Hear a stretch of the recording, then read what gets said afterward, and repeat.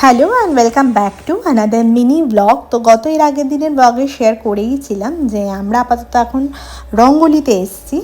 আর রঙ্গোলিতে আসার কারণটি হচ্ছে যে এই যে রেশমি এবং এর পরে যিনি আসবেন আর কি আমার মানে আমাদের বান্ধবী রেনা, এই যে দূরে আসছে।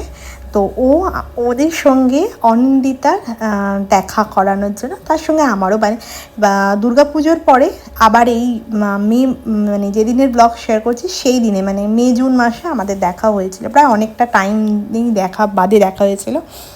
তো একরকম এটা বন্ধুদের মিট আপই। তো আমরা স্কুল লাইফে আর কি সবাই একসাথেই ছিলাম, একই ব্যাচমেট ছিলাম, বাট রেশমি রেনা আর আমি ছিলাম একই সেকশনে, অনিন্দিতা অন্য সেকশনে ছিল।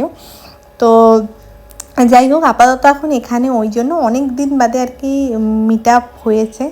আর বন্ধুদের মিট আপ মানে যেটা হয় আর কি পুরনো অনেক গল্প, তার সঙ্গে অনেক গসিপিং, আর তার সঙ্গে অনেক হাসাহাসি আর জমজমাটি আড্ডা। তো আমরা আপাতত যেটা বললাম যে রঙ্গলির ফুড কোর্ট, আর এটা হচ্ছে ফুড কোর্ট এরিয়াটা। তো এই সাইডের মানে আইনক্সও ছিল। তো আপাতত অনেক সেলফি তুলে নিয়ে আমরা এখন একটু রঙ্গলির নিচটায় যাব, কারণ ওখানে সুন্দর একটা চায়ের দোকান আছে যেখানে গিয়ে আর কি চা খাওয়া হবে সবাই, কারণ আমরা বিকেলের দিক করে গেছিলাম। তো তার জন্য নিচে যাচ্ছি।